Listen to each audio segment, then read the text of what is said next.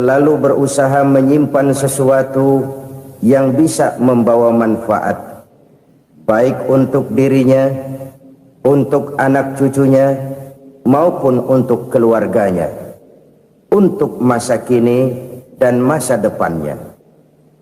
Kadang simpanan itu berbentuk uang, kadang berupa tanah, lain saat berbentuk pabrik, dan lain sebagainya.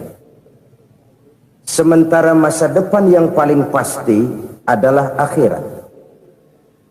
Jika untuk masa depan dunia kita rela memeras keringat, membanting tulang, pergi pagi dan pulang petang, menyimpan uang, menyimpan tanah, menyimpan pabrik, pernahkah kita merenung jika satu saat kiamat datang, kita dibangkitkan dari kubur masing-masing, berdiri di padang mahsyar untuk mempertanggungjawabkan seluruh kegiatan hidup kita di dunia ini, lalu kita akan menuju ke alam akhirat. Sudahkah kita mempunyai simpanan untuk akhirat kita?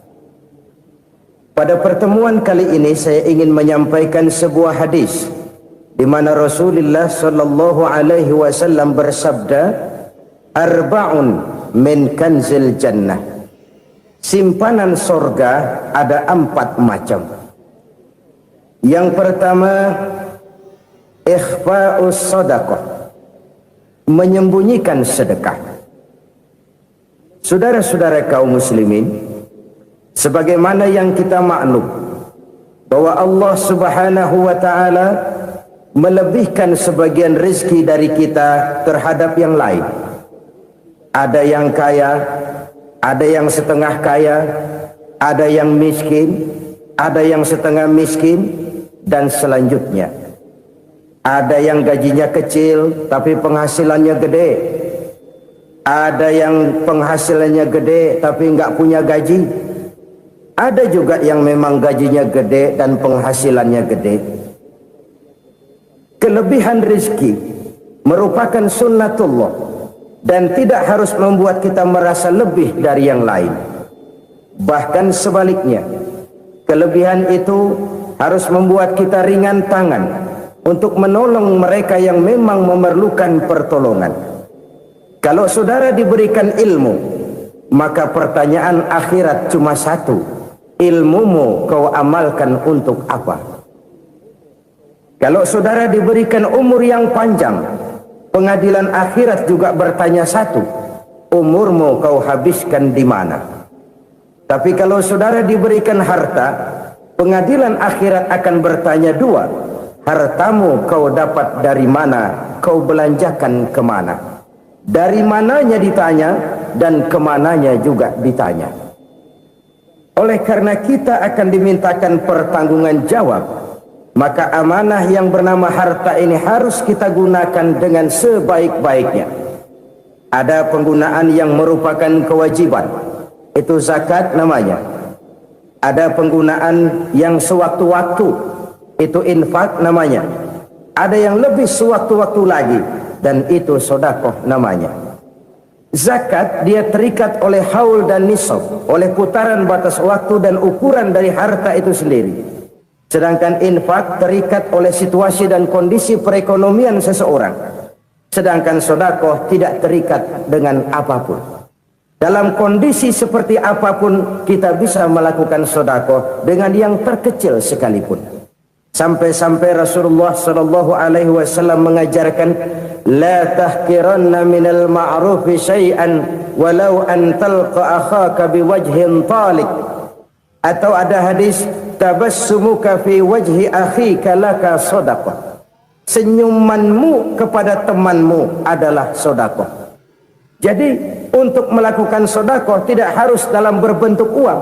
Dengan ilmu kita bisa sedekah, dengan tenaga kita bisa bersedekah, dengan pikiran kita bisa bersedekah, bahkan senyum kepada teman itu pun sedekah. Jadi kalau sedekah dengan uang memang belum punya uang, nyengir aja banyakin. Itu asal pada tempatnya, jangan lalu ketemu tiang listrik cengengesan. Tentu tidak pada tempatnya dan tidak wajar. Nah, sedekah yang paling dicintai Allah adalah sedekah yang disembunyikan. Artinya jauh dari sifat riya. Kan kadang-kadang ada orang sedekah itu disebutkan namanya. Apa tidak bagus? Kalau memang niatnya ikhlas, ya bagus-bagus saja. Untuk memberikan sugesti kepada yang lain. Si Fulan bin Fulan nyumbang sekian, diumumkan. Boleh kalau niatnya untuk memberikan rangsangan kepada yang lain supaya dia menyumbang lebih besar dari orang tadi. Tapi kalau itu mendatangkan riya, maka sedekah yang paling dicintai Allah adalah sedekah yang disembunyikan. Tangan kiri saja tidak tahu apa yang diberikan oleh tangan kanan. Sedekah yang dilakukan dengan ikhlas akan merupakan perbendaharaan surga. Tersembunyi dari pandangan orang lain, tidak seorang pun tahu. Karena memang sikap yang baik adalah melupakan kebaikan dan mengingat kesalahan. Itu salah satu ciri orang bahagia. Orang yang selalu mengingat kesalahannya dan berusaha melupakan segala kebaikannya. Kalau dia akan berada kebaikan, dia tidak bisa ikut, dia merasa rugi karena dia merasa belum pernah berbuat baik. Tapi kalau akan melakukan kesalahan baru, dia ingat kesalahan yang sudah-sudah, sehingga terhalang baginya untuk melakukan satu kesalahan baru. Demikianlah saudara-saudara, bahwa Allah melebihkan rizki sebagian kita dari yang lain, agar terjadi tolong-menolong dalam kehidupan ini. Jadi kesenjangan yang nature, kesenjangan yang alami, itu sunnatullah. Ada yang kaya, ada yang miskin, ada yang kelas menengah. Nah, kenapa lalu sekarang kita berusaha mengentaskan kemiskinan? Oleh karena adanya kesenjangan struktural. Kalau yang kaya bisa semakin kaya, kenapa yang miskin tidak bisa naik jadi ikut sedikit kaya? Sebab pada dasarnya Islam adalah agama yang sejak turunnya sudah berupaya memerangi kemiskinan. Bahkan dikatakan kemiskinan itu mendekatkan kepada kekufuran. Orang kalau miskin udah dekat banget sama kafir. Gampang menjadi kafir. Berapa banyak saudara-saudara kita yang oleh karena soal perut, oleh karena soal materi, terpaksa meninggalkan dan menanggalkan akidahnya. Menjual petunjuk yang diberikan Allah dengan kesenangan dunia yang cuma sebentar ini. Na'udzubillah, thumma na'udzubillah. Jadi makin kita sembunyikan satu sedekah, semakin banyak perbendaharaan kita di surga. Sedekah yang paling dicintai Allah adalah sedekah yang disembunyikan. Malahan ada seorang sufi, dia punya kebiasaan kalau pergi sholat Jumat, dia bawa uang, itu uang dia taruh di bawah tikar masjid. Dia niat sedekah kepada siapa saja yang nemuin itu duit. Maksudnya apa? Supaya yang nemuin nggak tahu siapa yang punya duit. Demikian dia saking ingin menyembunyikan sedekahnya. Karena sifat riya itu bisa memakan amal kita sendiri. Riya itu termasuk menyebut-nyebut kebaikan kita. Orang yang suka nepuk dada, sedikit-sedikit ngitungnya kalau nggak gua. Tuh kalau nggak gua tuh. Tuh yang belah situ, kalau nggak gua, kalau nggak gua. Iya, kalau nggak lu kenapa emang? Orang yang suka menepuk jasad. Tuh biasanya memang begitu, saudara-saudara. Kalau perang lagi berkecamuk, orang nggak sempat ngaku jadi pahlawan. Tapi begitu perang selesai, yang kagak kenal bedil ngaku pahlawan, mas. Itu sesuatu yang biasa. Oleh karenanya, orang-orang yang ikhlas dalam bersedekah, disembunyikannya sedekah itu, Allah cinta betul. Malahan ada hadis memberikan jaminan, inna sedaqatal mar'il muslimi tazidu fil umri wa tadfa'u mitatas su'i. Sesungguhnya sedekahnya seorang mukmin tazidu fil umri, bisa menambah umur panjang, wa tadfa'u mitatas su'i, dan menyelamatkan manusia dari mati secara su'ul khatimah. Jadi siapa yang kepengen panjang umur, banyaklah sedekah. Yang bosan hidup, pelit terus. Sedekah menambah panjang umur dan menyelamatkan manusia dari mati secara su'ul khatimah. Pak, katanya umur itu nggak bisa ditambah, nggak bisa dikurangin. Kapan? Kalau ajal sudah datang. Fa idza jaa ajaluhum la yastakhiruna sa'atan wa la yastaqdimun. kalau ajal datang tidak bisa dimajukan, tidak bisa dimundurkan. Itu kalau ajal sudah datang. Tidak bisa lagi umur ditambah dikurangi, sudah datang. Tapi kalau belum datang, itu kan haknya Allah. Mau ditambah, mau dikurangi, hak prerogatif Allah. Sebagai pencipta manusia, Allah maha kuasa dan maha mampu. Sedekah ini menambah panjang umur dan menyelamatkan manusia dari mati secara su'ul khatimah.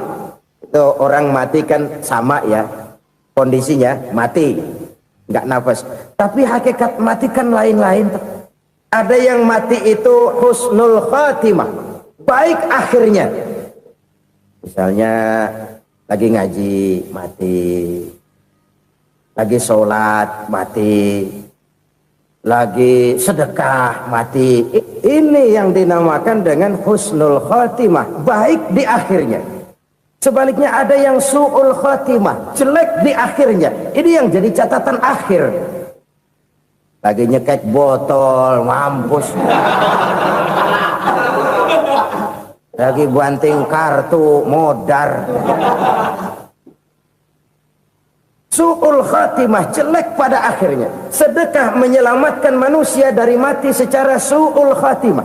Dan kita semua kepengen mendapat husnul khatimah, jauh dari su'ul khatimah. Oleh sebab itu yang bisa menyelamatkan kita dari penyakit itu antara lain adalah sedekah yang disembunyikan, yang dikerjakan dengan ikhlas karena Allah. Tidak karena kepengen dipuji orang, tidak karena ingin dikatakan orang pemurah, sebab orang dermawan itu orang yang memberi tanpa harus diminta. Kalau masih harus diminta, ya belum dermawan namanya, masih harus diminta. Kalau nggak diminta ya tulus, lolos, polos.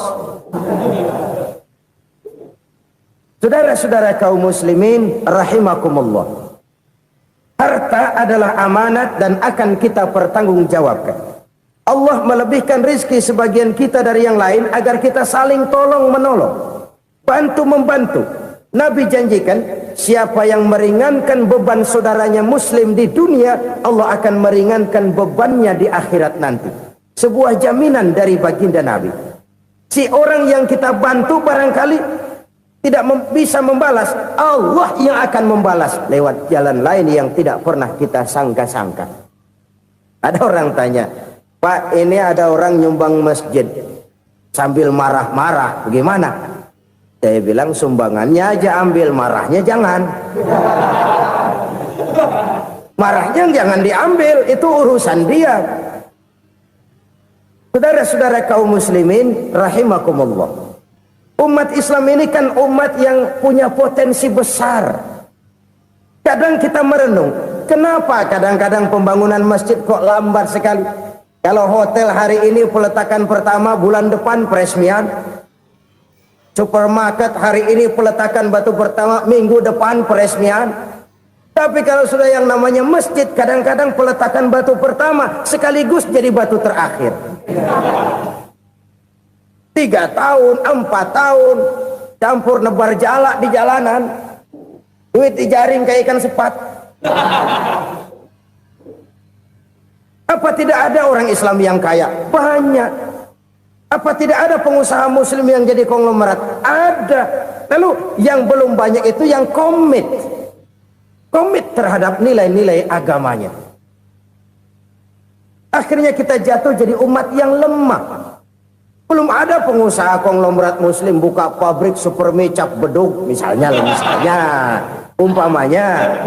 umpamanya atau pabrik kecap cap sorban supaya identitas keislamannya sedikit kelihatan. Kita jatuh jadi umat yang lemah karena potensi tidak terinventarisir dengan baik. Kita ini ibarat kompor yang cuma matengin nasi orang lain. Potensi kita dimanfaatkan oleh orang lain. Ukhuwah Islamiyah kita baru terbatas kepada silaturahmi. Ukhuwah di bidang ekonomi kita lemah, ukhuwah di bidang kebudayaan kita lemah, apalagi ukhuwah di bidang politik kita lebih rapuh lagi. Padahal ukhuwah itu adalah totalitas kehidupan manusia, menyangkut ipolek sosbud, memerlukan nilai-nilai ukhuwah. Jadi oleh karena itu mari kita menyadari di dalam harta kita Walaupun kita yang cari, pergi pagi, pulang sore, peras keringat, banting tulang, di sana ada harta anak yatim. Di sana ada hak masjid.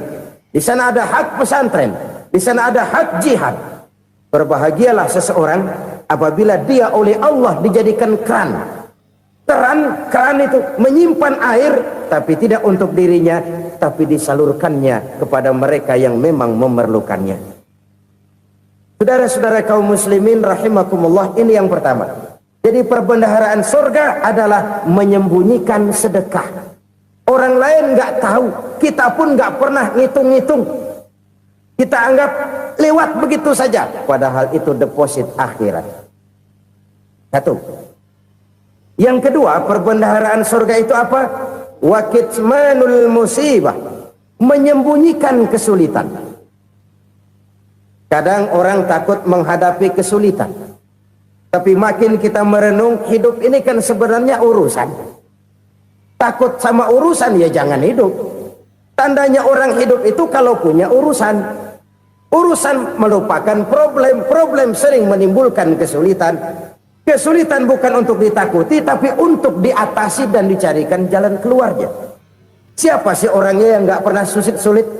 Makin tinggi status sosialnya, makin gede urusannya. Makin tinggi kualitas imannya, makin berat tingkat kesulitannya. Cuma memang yang namanya enak itu seperti pelangi. Biang lala itu nggak pernah di atas kepala kita, di atas kepala orang melulu.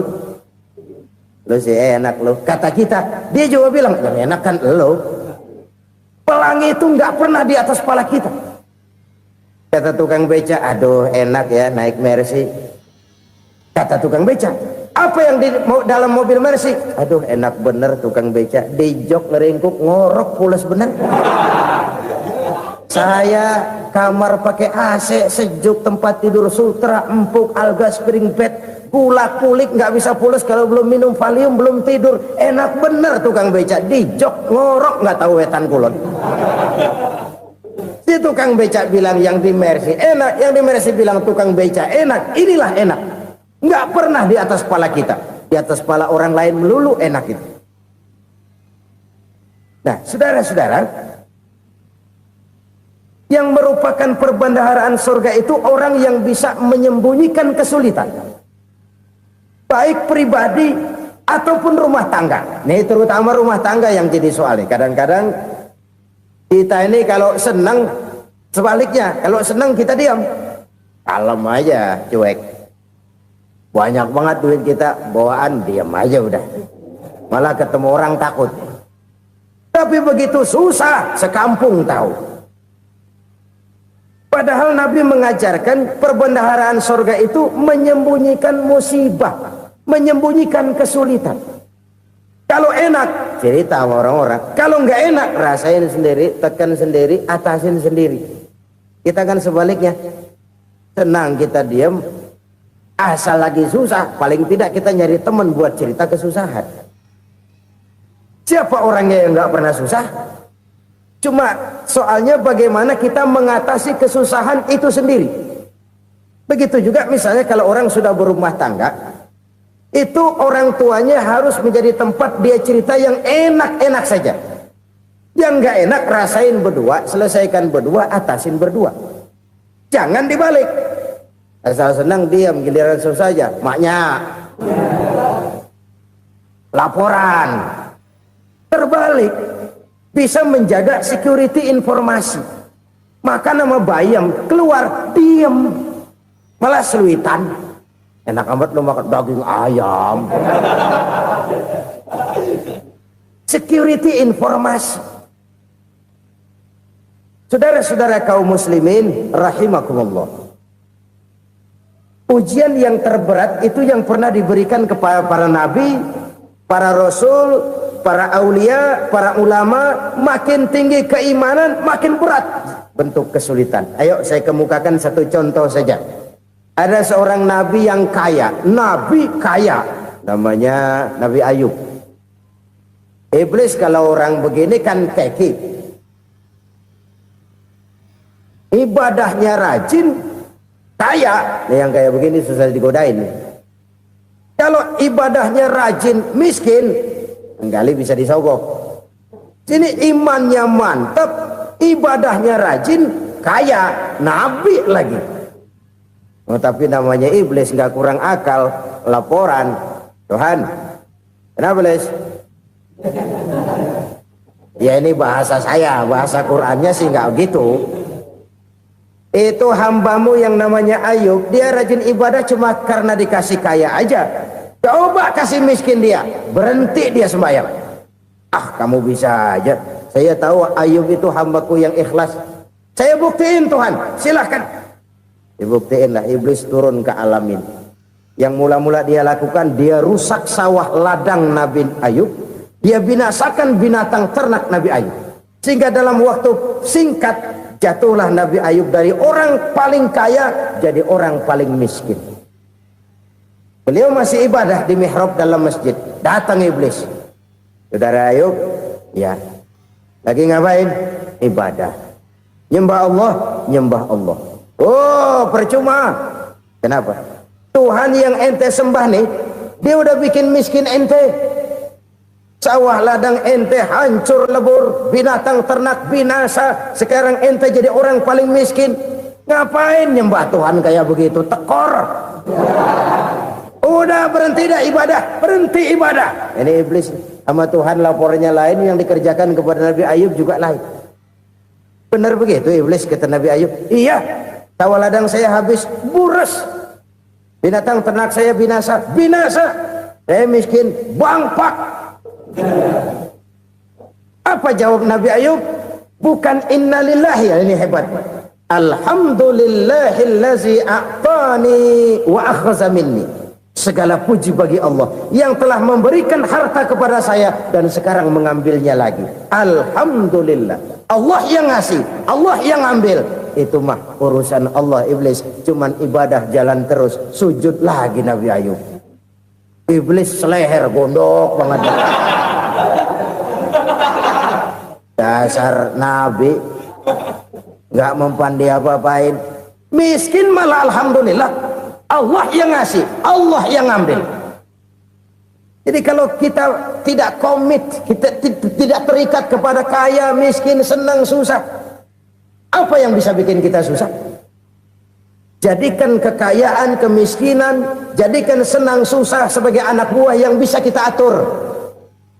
Jangan kekayaan ngatur kita, jangan kemiskinan ngatur kita. Kita yang harus mengatur mereka. Senang, susah, kaya, miskin, bahagia, sengsara, jadikan itu anak buah yang bisa kita atur. Kalau sekarang kita kaya, lain saat boleh jadi kita miskin, semiskin-miskinnya. Allah yang ngasih, Allah yang ngambil. Tenaga mana yang bisa menghalangi? Ibadah jalan terus. Iblis makin gondok. Dasar Nabi loh. Akhirnya apa? Nabi Ayub dikerjain, diberikan penyakit. Demikian fatal penyakitnya. Bayangin, udah miskin sakit. Masya Allah. Miskin sakit. Sakitnya nggak lama, kira-kira 16 tahun. Istrinya 3, 2 mental minta ceraiin. Ngerawatin laki bengek begini. Senang belum tentu, susah udah pasti nih. Cerai aja, cerai dah. Cerai. Tinggal satu Siti Rahmah yang setia menemani beliau. Sesetia-setianya hati perempuan. Satu saat Siti Rahmah bilang, "Bang, iya, abang kan Nabi bang. Lalu namanya Nabi kan doanya jarang meleset bang.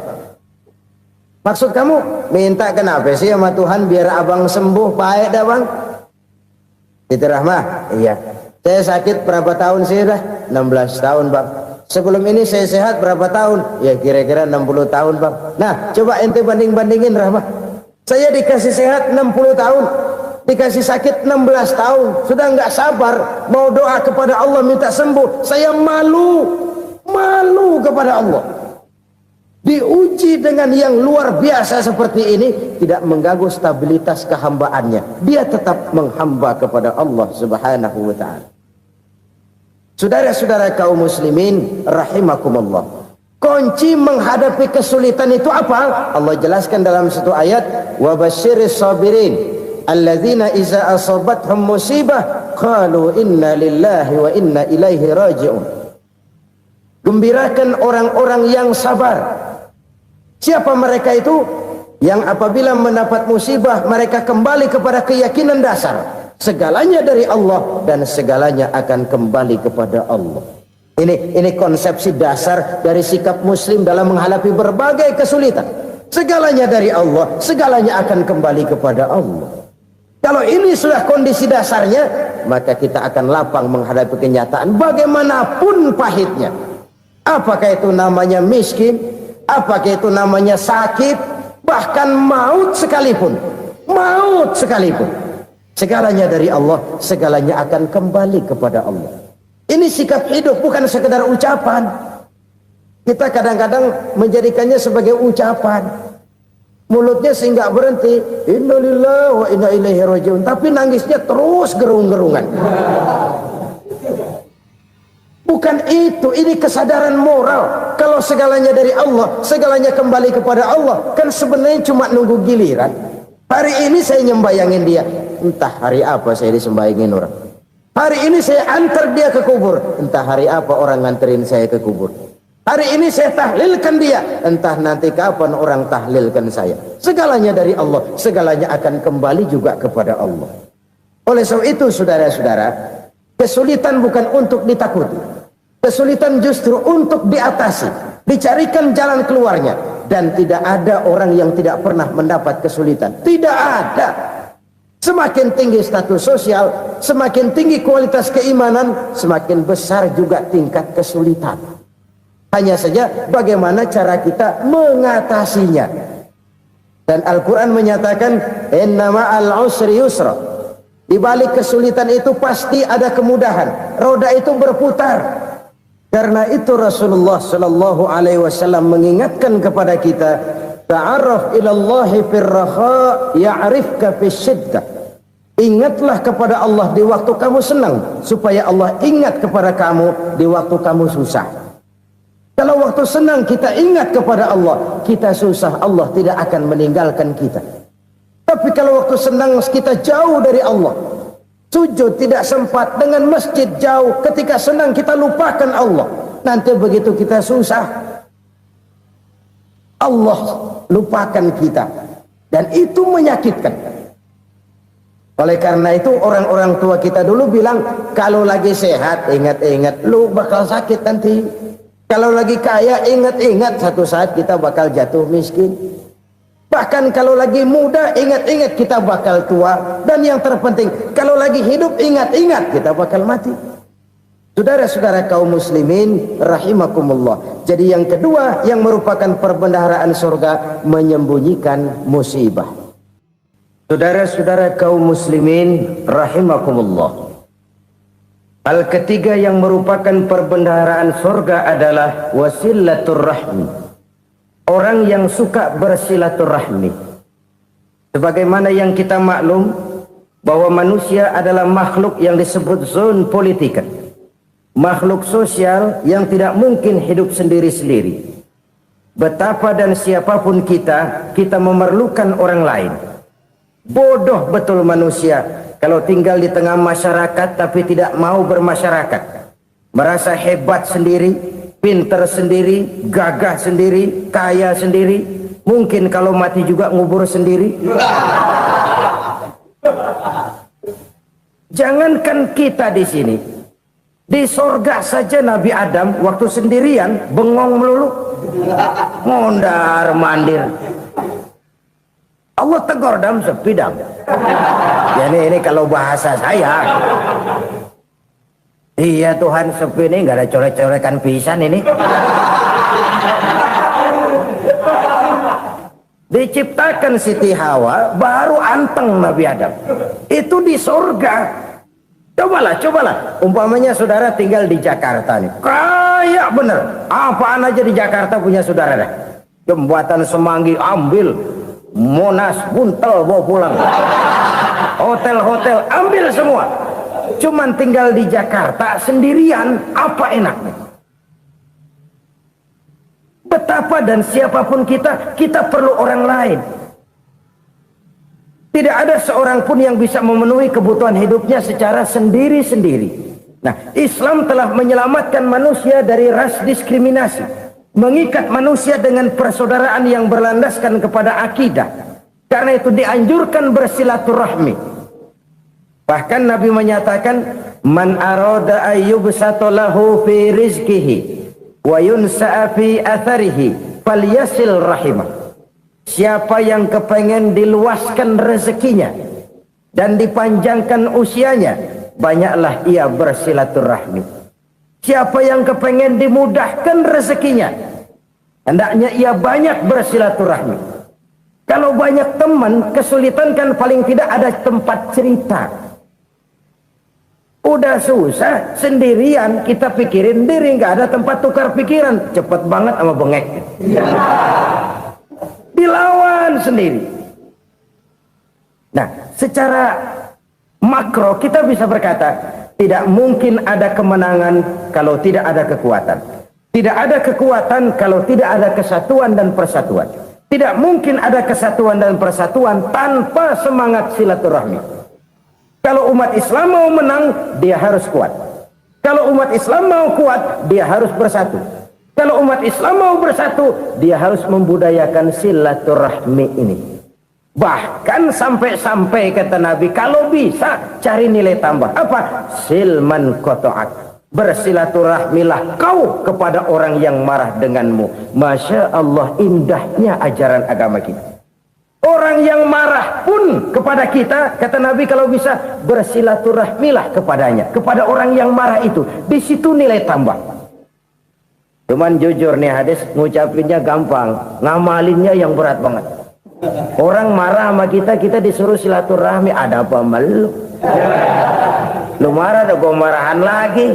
Tunggu pikirin. Saudara-saudara kaum muslimin rahimakumullah. Tapi ini yang diajarkan, bahkan ini yang dicontohkan oleh baginda Rasul. Bagaimana begitu mudah, misalnya satu saat Abu Jahal ini ngatur strategi bagaimana bikin Muhammad celaka. Dia gali lubang di depan tempat tidurnya. Dia tutupin daun korma. Terus dia panggil seseorang, ke sini. Kasih tahu Muhammad, pamannya sakit keras, minta ditengokin.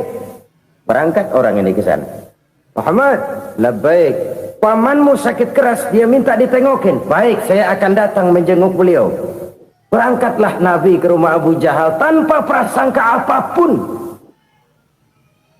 Abu Jahal udah pasang setil, selimut 3 rangkap setengah dipakai, persis kayak orang meriang. Tapi sembari ngintip dari balik selimut, begitu Muhammad buka pintu, nah masuk perangkap nih. Muhammad jalan menuju tempat pembaringan. Makin lama makin dekat, makin lama makin dekat, makin dekat ke lubang yang dipasang oleh Abu Jahal itu. Dalam hati Abu Jahal, terus dah jatuh, mampus dah lo ini. Mampus lo hari ini. Apa yang terjadi? Malaikat Jibril datang. Muhammad, pamanmu cuma pura-pura sakit. Di depan tempat tidurnya ada lubang perangkap supaya kamu jatuh ke situ. Sudah, kamu pulang. Balik kanan Nabi. Sudah hampir jatuh ke lubang, balik kanan, pulang. Bayangin kecewanya Abu Jahal. Muhammad dikit lagi, Muhammad dikit lagi. Enggak paman, saya pulang aja. Emosi bangun dari tempat tidur, enggak sadar kalau lagi pura-pura sakit. Lompat ngejar Nabi, dia lupa dengan lubang yang dia gali. Usrak, nyemplung sendiri ke dalam lubang.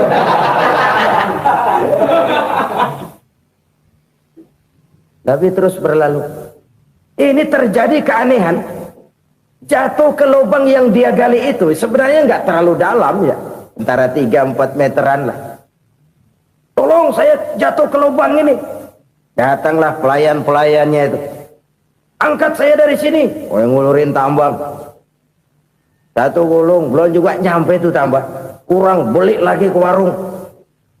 Sambung, ulur lagi, nggak juga bisa sampai. Wah, ini kerjaan Muhammad ini. Tolong, siapa salah seorang kamu ke rumah Muhammad, kasih tahu encangnya kecebur. minta ditolongin. Sampaikan kepada Rasul. Kenapa? Pamanmu jatuh ke lubang, Muhammad minta tolong diangkatin. Tambang udah nyambung-nyambung gak nyampe juga. Ya nanti saya datang, saya tolong. Coba. Nyata-nyata orang berniat jahat mau mencelakakan dia. Datang dia menolong. Ini yang disebut air tuba dibalas air susu ya ini. Bukan sebaliknya. Air tuba dibalas air susu. Paman, kecebur ya? Iya Muhammad, tolongin nih. Pegang tangan saya. Nabi ulurkan tangannya. Nyampe. Dipegang oleh Abu Jahal. Diangkat ke atas. Sampai atas. Apa kata Abu Jahal? Sihirmu memang hebat Muhammad. Udah ditolongin dikata sihir. Yang enak kita kemplang kan itu orang begitu. Urusan apa? Tapi inilah akhlak. Kalau bisa kamu bersilaturahmilah dengan orang yang marah kepadamu sekalipun. Orang marah kita tetap baik. So, kalau kita berbuat baik sama orang yang memang baik, rasanya sih biasa-biasa aja. Orang baik kita baik lagi, ya draw aja, belum ada nilai tambah di situ. Baru ada nilai tambah kalau kita bisa berbuat baik kepada orang yang nyakitin kita. Itu namanya kita setingkat di atas dia. Dia sakitin kita, kita berbuat baik sama dia. Dia pelit sama kita, kita baik sama dia.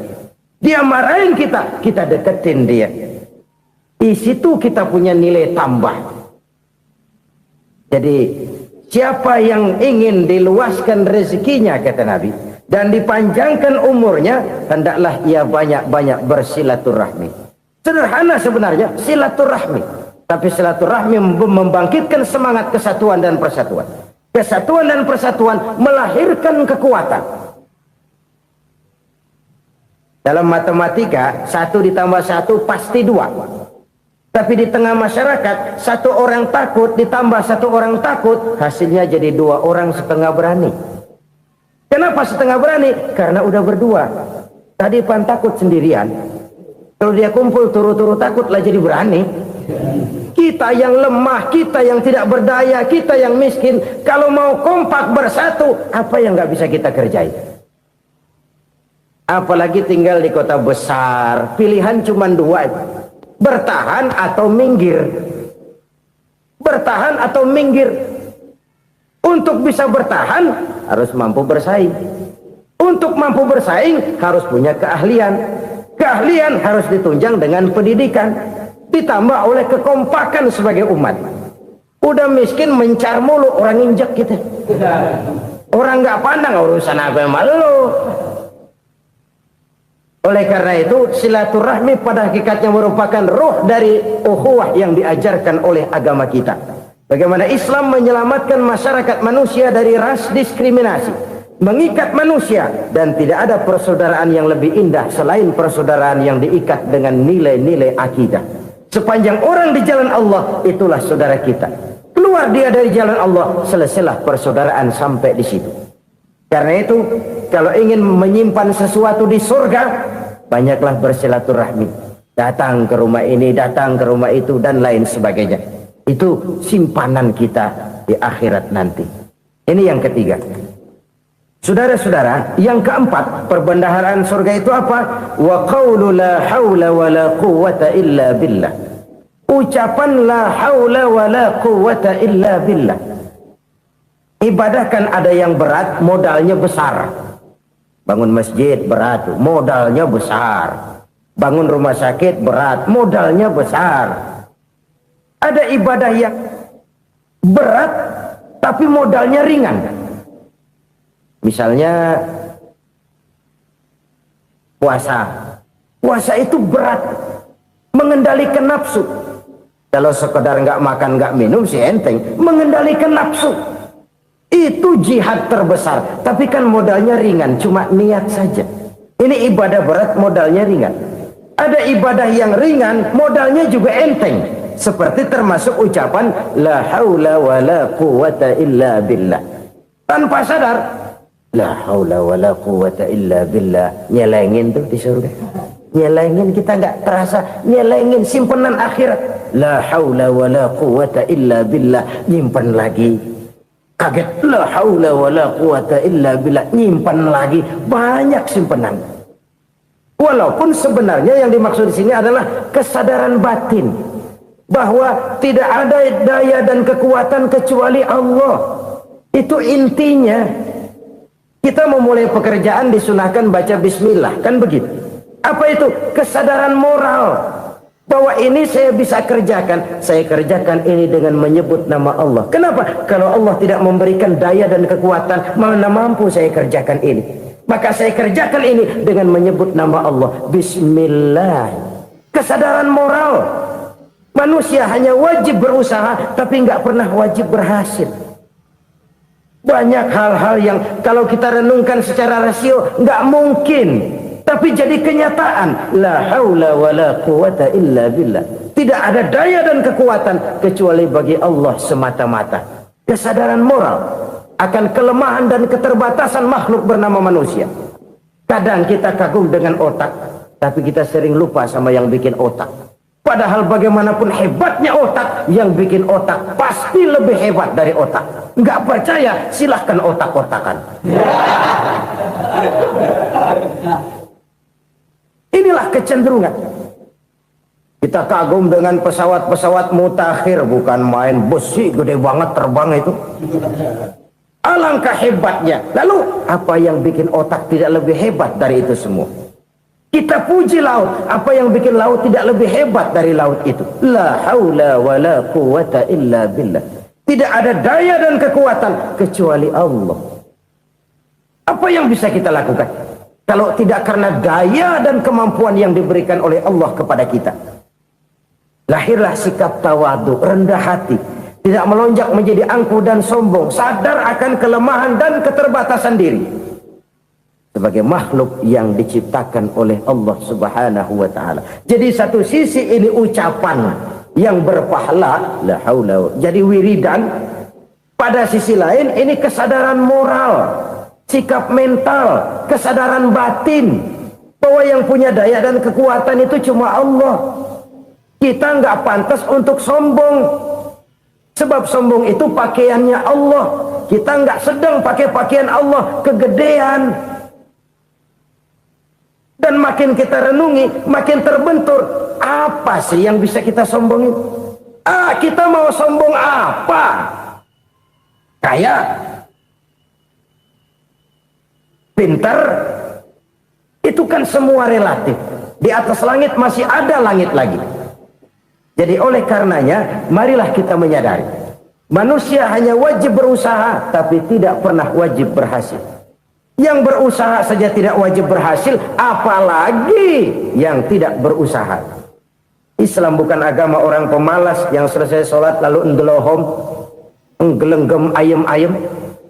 Tapi Islam bukan agama orang sombong yang setelah berusaha lalu tidak memerlukan Allah. Kita bisa saja bikin proyeksi, tahun sekian kita bakal panen besar menurut perhitungan otak. Tapi ada kejadian lain. Apa? Tikus ngambek. Habis itu dimakanin tikus, panen gagal. Proyeksi rasional gagal oleh tikus-tikus yang ngambek itu. Bisa saja terjadi. Tahun depan kita panen besar, urung. Kenapa? Musim panas panjang. Dan sekarang ini koran-koran bikin berita musim mengalami penyelewengan. Bukan cuma manusia yang nyeleweng sekarang. Musim pakai nyeleweng. Mestinya kan musim hujan udah selesai, masih hujan-hujan juga. Musim.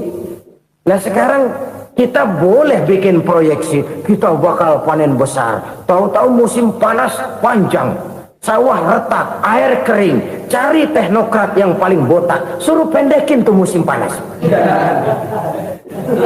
La haula wala quwata illa billah. Inilah kesadaran moral. Saudara, saya teringat satu saat ada seorang konglomerat. Umurnya ya kira-kira 70-an. Satu saat dia ditanya oleh wartawan, "Pak, umur Bapak berapa sih?" "Ya paling 10 tahun." 10 tahun? 10 tahun?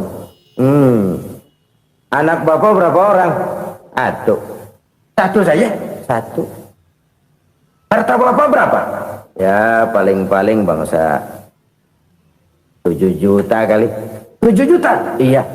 Pak, kenapa Bapak bohongi saya? Bapak punya buku biografi. Koran-koran, majalah-majalah banyak memuat cerita riwayat hidup Bapak. Saya tahu umur Bapak 70. Kenapa bilang cuma 7 tahun? Saya tahu anak Bapak 8. Kenapa cuma bilang 1? Saya tahu harta Bapak miliaran, mungkin triliunan. Pabrik di mana-mana, bank di mana-mana. Kenapa bilang uang Bapak cuma 7 juta? Nah, kata si konglomerat tadi, kamu benar nak, kamu benar. Umur saya kalau jumlahnya memang 70 nak. Cuman ingat-ingat saya, baru 7 tahun terakhir ini saya sujud. Baru 7 tahun terakhir ini saya berusaha dekat dengan Allah. Saya laksanakan perintahnya, saya jauhi larangannya. 7 tahun inilah rasanya yang ada nilainya di hadapan Allah. Yang 63 tahun matong, kelabu, kelem umur gue. Habis untuk maksiat, untuk munkarat. Maka ketika ditanya tadi, umur saya 7 tahun itu. Oh begitu Pak. Oh iya. Lalu anak Pak. Anak Bapak kan 8. Kenapa bilang cuma 1? Nah, kalau jumlah hitungannya memang anak saya 8. Tapi dari 8 orang ini rasanya cuma 1 nih. Yang bakal jadi buah hati, belahan jantung. Pelanjut cerita, penerus sejarah. Bakal jadi anak soleh yang akan mendoakan saya.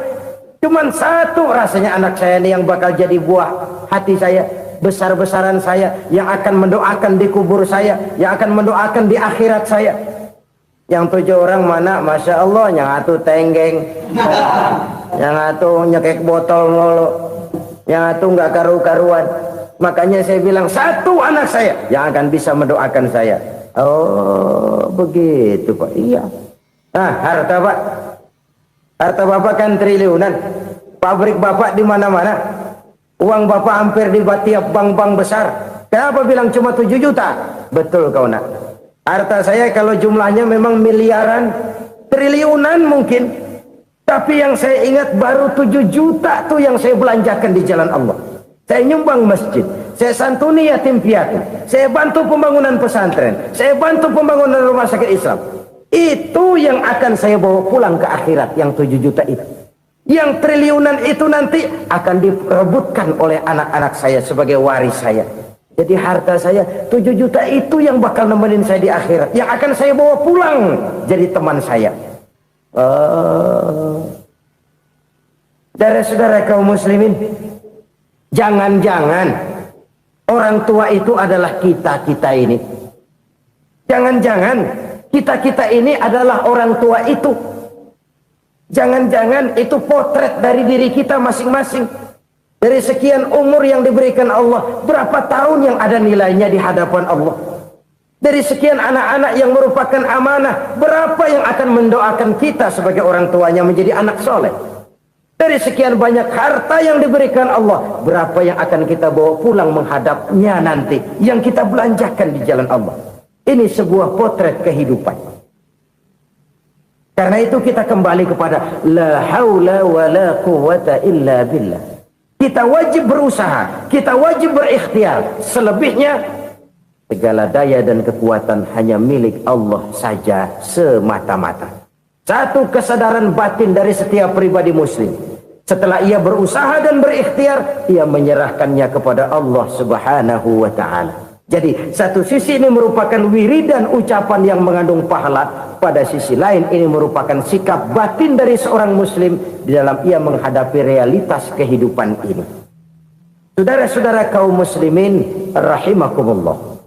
Kalau ini kita jadikan satu basis kehidupan, maka ini akan menyelamatkan manusia dari kemungkinan tergelincir menjadi orang yang lupa diri dan lupa darat. Sebab itu Imamul Ghazali berpesan, jadidis safinah fa innal bahra amiq wa khuziz zad fa inna safara ba'id wa khaffifil hamla fa innal hamla sadid. Perbarui selalu kapalmu karena lautan sangat dalam. Bawa bekal yang banyak karena perjalanan ini sangat jauh. Ringankan beban karena kebanyakan beban akan menyakitkan. Alangkah indah kalimat ini, alangkah dalam makna yang terkandung di sana. Perbarui selalu kapalmu karena lautan sangat dalam. Apa artinya ini? Jaga mentalmu baik-baik. Pelihara imanmu baik-baik. Karena hidup penuh cobaan. Seperti lautan. Kita kalau berlayar di lautan kan kadang-kadang tenang. Angin bertiup sepoi-sepoi basah. Jika malam datang bintang gemintang bertabur menghias cakrawala. Rembulan memantulkan sinarnya dengan indah. Dalam keadaan begitu berlayar enak. Tapi lain saat ombak menggunung, halilintar menyambar, angin topan bertiup. Berapa banyak sudah saudara-saudara kita yang tenggelam di lautan dunia tanpa sadar bahwa dia belum sampai kepada pantai yang akan dituju. Berapa banyak sudah saudara-saudara kita yang tenggelam di lautan dunia ini tanpa sempat bangkit lagi. Dia menyangka sudah sampai kepada tujuannya. Hati-hati kapal jangan sampai bocor karena lautan sangat dalam. Iman ini jaga baik-baik karena hidup penuh dengan ujian. Wa khuzizat fa inna safara ba'id. Bawa bekal yang banyak karena perjalanan sangat jauh. Saudara mau ke Bandung, bawa duit. Saudara mau ke Surabaya, banyakkan lagi duitnya. Saudara mau ke Mekah, gepokan, iketan tuh duit nggak lembaran lagi. Makin jauh perjalanan, makin banyak bekal yang harus kita bawa. Kalau saudara dari Jakarta mau ke Surabaya, kagak bawa duit berangkat juga, itu sih bukan berani namanya, nekat. Sampai Surabaya belum tentu, sengsara di jalan udah pasti. Kenapa? Nggak bawa bekal berangkat. Sama juga kita nih, misalnya belum sempat sembahyang, mati. Waduh, berani banget orang. Belum punya bekal, mati. Sengsara di jalan. Atau bekal tidak cukup. Dari Jakarta saudara mau ke Surabaya, bawa duit 500 perak. Paling jauh Cikampek nyampenya itu. Paling jauh itu. Antara jauhnya perjalanan dengan bekal yang saudara bawa tidak seimbang. Hidup ini perjalanan panjang. A walking tour. Dimulai dari alam arwah. Sebelum jasad diciptakan, roh diciptakan lebih dulu. Dari situ pindah ke alam rahim. Dari alam rahim pindah ke alam dunia. Dari alam dunia pindah ke alam barzah. Baru menuju akhirat. Satu perjalanan panjang. Kalau bekal tidak bawa, sengsara di jalan. Bawa bekal yang banyak karena perjalanan ini sangat jauh. Wa khaffifil hamla, ringankan beban karena beban itu cuma akan menyulitkan. Kalau bekal itu sih keperluan, tapi beban nggak kita perluin, cuma ngeberat-beratin. Apa ini beban? Dosa, kecurangan, kebatilan, kezoliman, ketidakadilan, kesewenang-wenangan. Itu akan jadi beban kita di akhirat. Alangkah celakanya, perjalanan panjang, bekal tidak bawa, beban kelewat banyak, alamat sengsara di jalan. Pahala tidak ada, dosa berlipat ganda. Na'udzubillah, summa na'udzubillah. Kalau kita rangkum nasihat Al-Ghazali dengan kisah si konglomerat tadi, kita akan mengambil kesimpulan.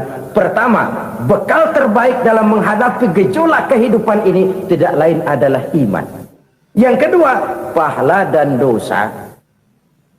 Dua hal kontroversial. Pahala adalah bekal, dosa adalah beban. Tapi kita sekarang kan tidak begitu terangsang kepada yang abstrak. Orang berlomba mencari yang konkret-konkret saja. Yang real. Kalau memang dosa, benjol dong. Kira-kira begitu. Kira-kira begitu. Persis orang Yahudi dulu. Orang Yahudi itu kan pernah minta kepada Nabi Musa. Ya Musa, lan nu'mina laka hatta narallaha jahrah. Musa, kami nggak bakal mau beriman kepada Allah kalau belum kami lihat Allah ada nongkrong di depan kami. Kalau memang Tuhan ada, taruh dong di depan kami. Mau yang konkret-konkret saja. Kalau memang dosa, benjol dong. Kalau memang pahala, berasa dong. Orang terangsang kepada yang real, yang konkret-konkret saja. Karena itu, untuk mengejar dosa, orang mau bayar. Tapi untuk mengejar pahala, walaupun tidak bayar, orang segan. Ini yang dikatakan oleh Nabi, kamu mengharapkan ke surga tapi kamu berat melaksanakan sesuatu yang bisa membawa kamu ke surga. Kamu ingin jauh dari neraka tapi tiap saat kamu lakukan perbuatan-perbuatan yang justru menjerumuskan kamu ke neraka. Idda'aitum an-najata minan nar wa ramaitum fiha anfusakum. Kamu ingin selamat dari neraka tapi kamu lemparkan diri kamu ke neraka. Kamu ingin masuk surga, tapi berat sekali kamu melakukan perbuatan-perbuatan yang bisa menyampaikan kamu di surga. Saudara-saudara kaum muslimin rahimakumullah. Jadi hal keempat yang merupakan perbendaharaan surga adalah la haula wa la quwata illa billah. Satu sisi ini merupakan ucapan yang memperberat timbangan akhirat. Pada sisi lain ini merupakan sikap hidup seorang muslim. Kesadaran batin yang sangat dalam bahwa tidak ada daya dan kekuatan kecuali Allah. Dan itu kita simbolkan pada saat memulai pekerjaan dengan Bismillah, dengan menyebut nama Allah. Satu kesadaran moral, saya hanya bisa melakukan ini karena diberikan daya dan kekuatan oleh Allah. Lahirlah sikap tawadu, rendah hati, tidak melonjak menjadi angkuh dan sombong. Saudara-saudara, sampai sini dulu jumpa kita kali ini.